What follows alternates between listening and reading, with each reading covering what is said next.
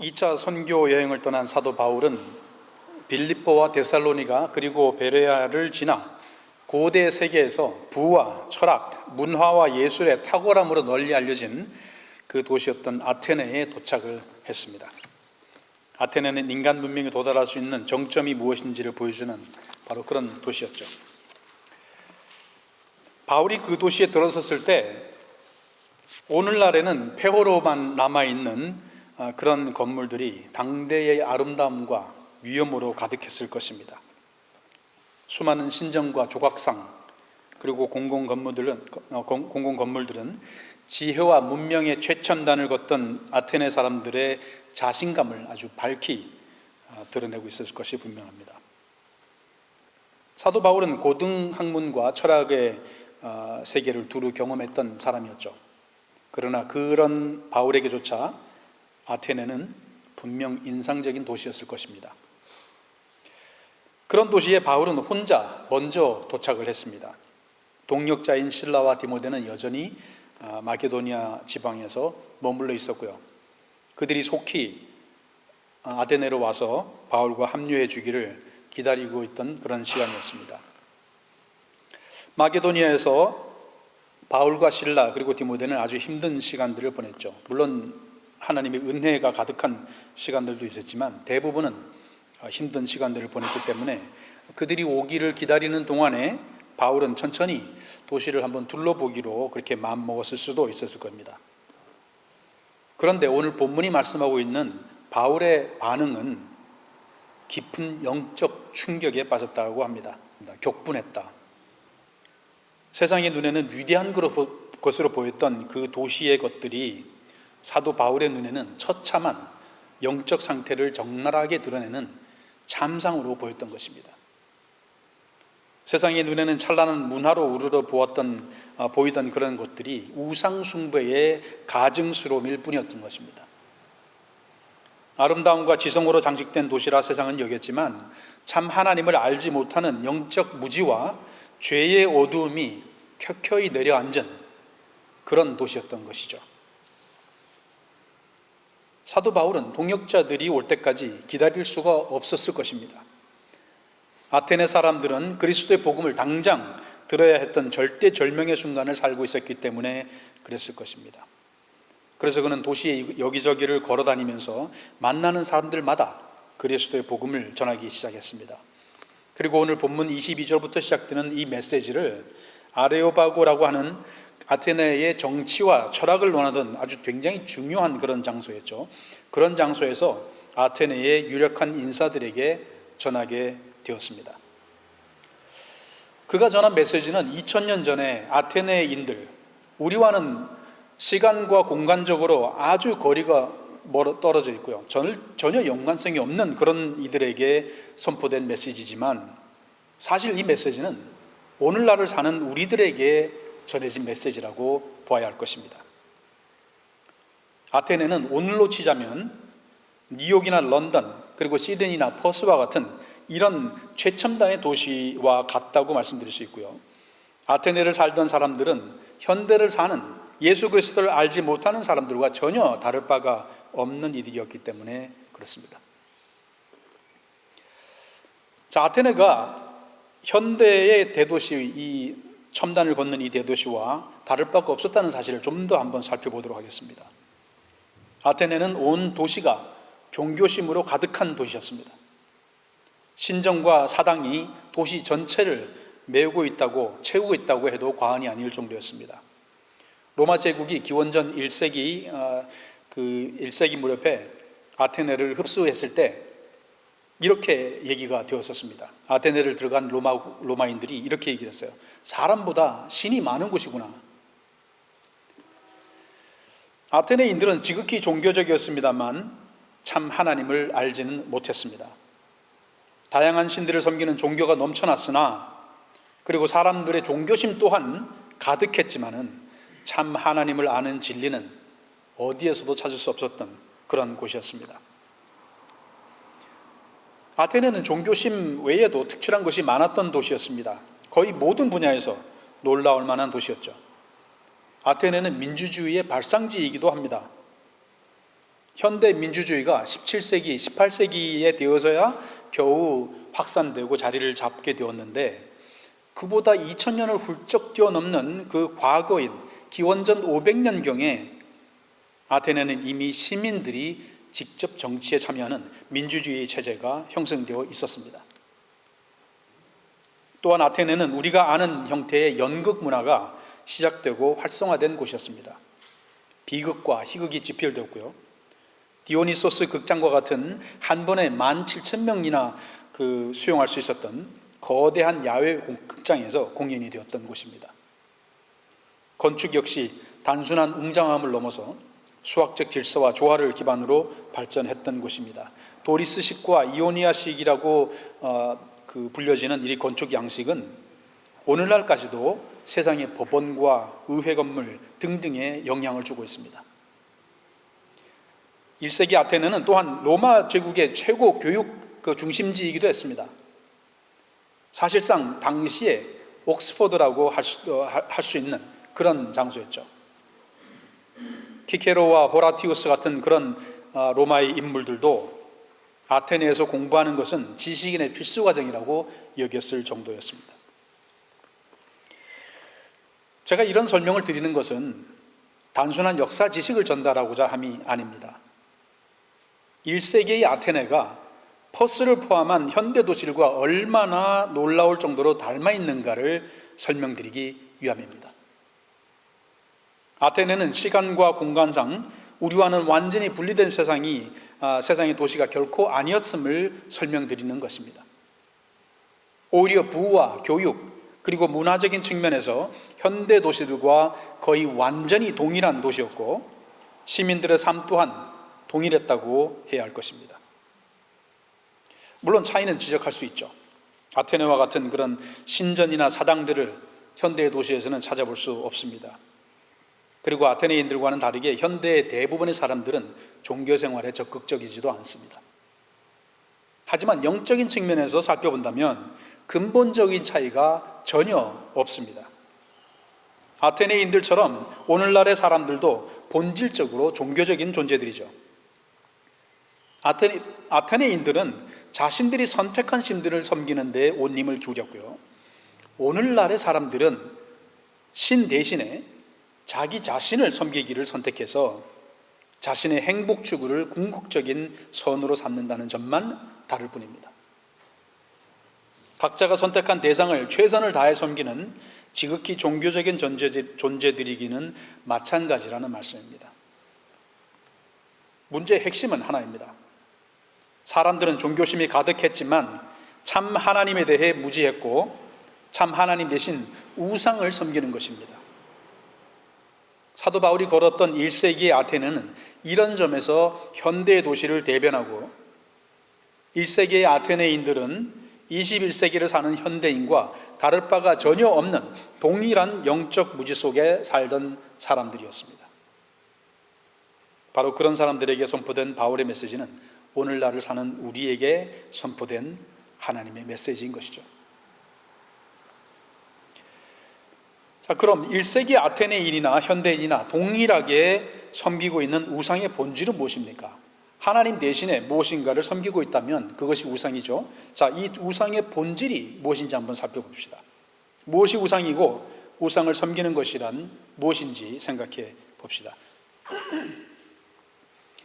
가장 먼저 우상에 대한 정의는 이렇게 내릴 수 있습니다. 하나님을 사람의 위치와 수준으로 끌어내리려는 모든 시도, 이것이 바로 우상이고 우상 숭배의 행위입니다.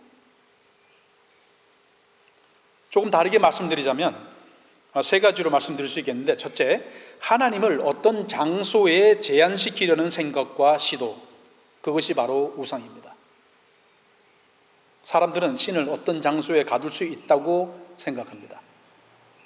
이것이 바로 사도 바울이 본문 24절에 직설적으로 반박하는 것입니다. 본문 24절에 이렇게 말씀합니다. 우주와 그 가운데 있는 만물을 지으신 하나님께서는 천지의 주제시니 손으로 지은 전에 계시지 아니하신다. 아테네 사람들은 신을 신전이나 사당이라는 특정 장소에 모셨다고 생각했습니다. 그렇게 신을 제한할 수 있다고 생각했죠. 그러나 참 하나님, 세상을 만드신 창조주 하나님을 제한하는 것은 불가능한 일입니다. 하나님은 세상 모든 것을 만드신 분이신데 어떻게 창조주께서 자신이 만든 것 안에 갇힐 수가 있겠습니까? 건축 설계사가 자신이 디자인한 건물 안에 갇혀 있는 걸 보신 적이 있으신가요? 그렇지 않죠. 그럴 수 없습니다. 그와 같이 하나님은 어떤 피조물에 속한 분이 아니라 모든 피조물을 초월하여 다스리시는 분이시기 때문에 어느 특정 장소에 결코 제한될 수가 없는 분이신 것이죠. 이것이 아테네인들의 착각이었고 신당이나 사당에 모셔두었다라고 생각했던 그 신들은 가짜신 우상일 뿐이었던 겁니다. 그런데 여러분, 오늘날을 사는 사람들도 같은 생각을 갖고 있습니다. 요즘 사람들은 신전을 만들거나 찾지는 않지만 하나님을 자신들로부터 멀리 떨어져 있는 존재로 생각합니다. 자신들의 삶의 영역 밖에 머물면서 자신들의 삶에 개입할 수 없는 곳에 있는 존재가 하나님이다라고 간주하죠. 하나님을 제한하는 생각입니다. 아테네인들의 생각과 다를 바가 없는 생각이고 그런 생각으로 하는 모든 행위들이 바로 우상을 섬기는 행위인 것입니다. 그러나 하나님을 먼 곳에 제한하려는 것 역시 불가능한 일입니다. 이와 같이 고대나 현대나 사람들은 하나님을 어느 장소에 제한시키려고 합니다. 아테네인들은 신을 그들이 사는 도시 속에 가두었고 필요할 때마다 방문할 수 있는 존재로 여겼고, 현대인들은 하나님이 멀찌감치 떨어져 있는 존재, 자신들과는 연결고리가 없는 존재로 여기고 행동합니다. 그것이 우상입니다. 둘째로는 사람들은 신을 만들어낼 수 있다고 생각합니다. 그것이 우상이죠. 아테네인들은 신을 특정 장소에 제한했을 뿐만 아니라 신의 형상을 만들어냈습니다. 그들에게 신은 인간의 상상력과 문화와 예술의 산물에 불과했죠. 사도 바울은 바로 그것이 우상이라고 본문 29절에 이렇게 선포합니다. 하나님을 금이나 은이나 돌에다 사람의 기술과 고안으로 새긴 것들과 같이 여길 것이 아니니라. 사람이 신의 형상뿐만 아니라 그 신이 어떤 존재여야 하는지를 정할 수 있다는 생각은 세상의 진리를 완전히 뒤집어 버린 것입니다. 인간이 신을 만들어내는 것이 아니라 하나님이 사람을 지으신 것입니다. 사람이 아무리 정교하고 세련되게 조각을 해낸다 하더라도 하나님을 만들 수는 없죠. 그렇게 만든 것이 있다면 그것이 우상입니다. 오늘날도 사실 다르지 않아요. 사람들은 신의 형상을 만들지는 않지만 하나님을 재해석하려고 합니다. 사람들이 받아들일 수 있는 신이어야 한다고 여기죠. 그래서 어떤 사람들에게는 하나님은 사랑의 하나님이어야만 하고 심판의 하나님은 될 수가 없는 분이어야 하고요. 또 어떤 사람들에게는 하나님이 친구나 옆집 아저씨와 같이 친근한 분일 뿐이지 주권자이신 왕이요 주가 되시며 심판하시는 분은 되지 못한다고 그렇게 여깁니다. 하나님을 자신의 생각대로 만들어내는 것도 사람의 생각대로 축소, 제한하는 것도 동일하게 우상입니다. 그리고 셋째로, 이것이 우상의 가장 위험한 특성인데, 하나님을 통제하려는 어떠한 생각이나 시도가 우상입니다. 이런 특성은 이방 종교에서 분명히 드러나죠. 이방 종교의 제사와 제물은 일종의 거래입니다. 인간이 신에게 제사하고 제물을 드리면 신은 복을 주는 것으로 답하기 때문에 거래라는 말씀입니다. 그런데 이것의 근본적인 문제는 뭐냐면 신이 인간에게 의존적인 존재가 된다는 것입니다. 이러한 그 거래의 시스템 안에서는요.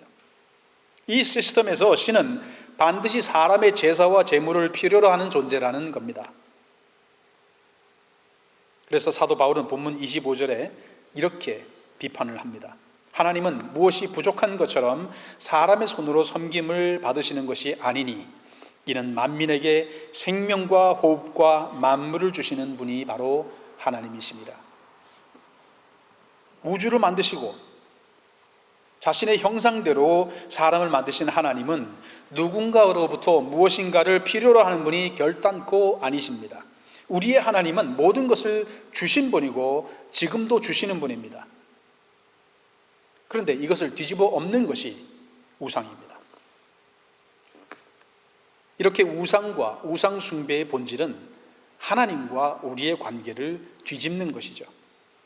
피조물인 인간이 주도권을 쥐고 창조주신 하나님을 종속시키려는 모든 생각과 시도가 우상이라는 말씀입니다.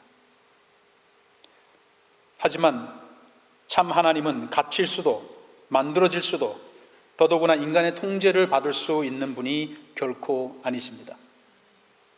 1세기 아테네인들과 현대를 사는 사람들은 동일하게 이러한 우상을 섬겼고 지금도 섬기고 있는 깊은 영적 절망 속에 빠져들어가 있는 사람들인 것입니다.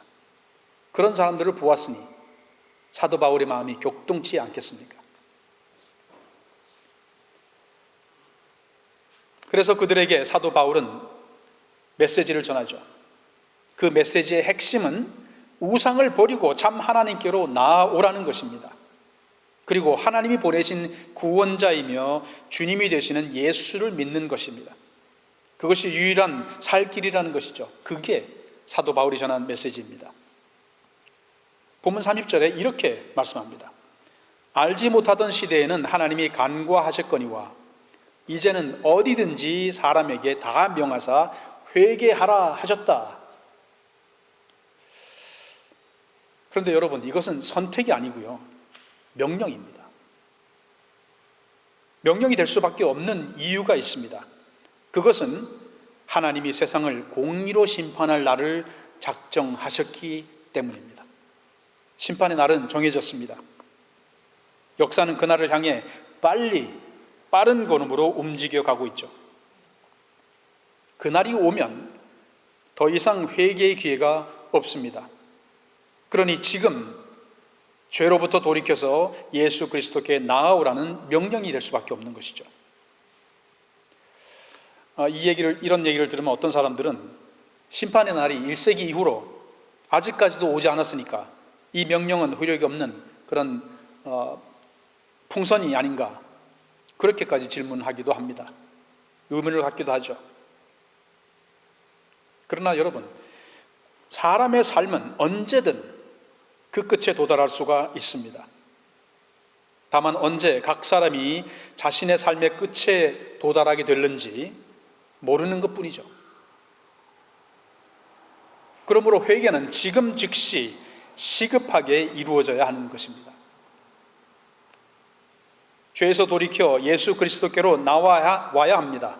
예수 그리스도는 하나님의 아들이시며 죄가 없으셨지만 죄인을 위해 이 땅에 오셨고 죄의 짐을 대신 지고 십자가에 죽으셔서 누구든 그를 믿는 이들이 죄의 삭스로 죽음을 맞지 않고 대신 죽으신 예수님의 의로 말미암아 영원한 생명을 얻게 하신 구세주가 되는 그런 분입니다. 그런 분이심을 믿는 것이죠. 하나님께서는 그렇게 십자가에 죽으신 예수님을 죽은 자 가운데서 살리셨는데 이 살리신 것을 사도 바울은 오늘 본문에서 어떻게 설명하느냐, 굉장히 중요한 말입니다. 모든 사람들에게 예수님이 구세주이신 것과 그를 믿는 이에게는 영생을, 그를 믿지 않는 자들에게는 심판의 날이 임할 것임을 확증이다라고 말씀합니다. 단순히 예수님을 십자가에 달려 죽으셨다가 3일 만에 다시 살아나게 하셔서 하나님 우편에 앉으셔서 우리의 대속자가 되시고 우리를 하나님 앞에 우리의 죄를 고백하는 중재자로 삼으시고, 그게 전부가 아니라는 겁니다. 중요한 목적은 뭐냐? 세상 모든 사람들에게 심판의 날이 정해졌고 그날은 반드시 올 것이라는 것을 예수 그리스도를 죽은 자 가운데서 살리신 것으로 확증을 했다라고 설명합니다. 어떻게 우리가 믿느냐? 심판의 날이 올 것을. 예수님의 부활이 그 증거라고 말씀하는 겁니다. 그러므로 결론은 분명하죠. 하나님은 심판의 날을 정하셨고 세상 모든 사람에게 지금 즉시 회개할 것을 명하셨습니다. 참 하나님을 제한하려는 생각에서 돌이키고 참 하나님을 재해석하려는 행위에서 돌이켜서 참 하나님을 통제하려고 시도할 것이 아니라 온전히 하나님이 주관하시는 삶, 그리고 예수 그리스도의 보혈로 날마다 씻기는 믿음으로 나오라고 명령하십니다. 지금이 바로 이 생명의 길로 나아갈 때라는 말씀이죠.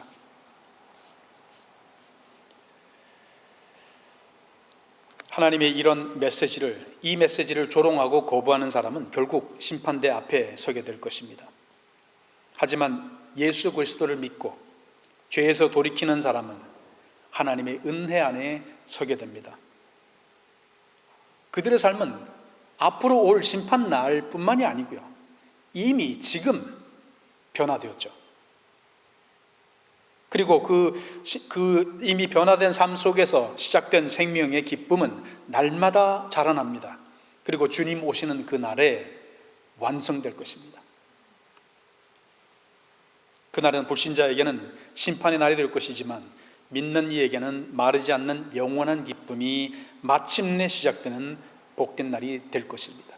예수 그리스도의 부활이 바로 그 확증이라고 설명합니다. 그러니 지금 예수 그리스도를 믿고 하늘의 영원한 축복과 기쁨을 누리라라는 말씀이죠. 우리 다 같이 이 말씀을 기억하시면서 우리 하나님께 감사하는, 우리를 믿음으로 부르셔서 예수 그리스도의 의로 옷 입히시고 우리를 하나님의 자녀로 삼아주신 하나님께 감사의 기도를 같이 드리겠습니다. 기도하시겠습니다.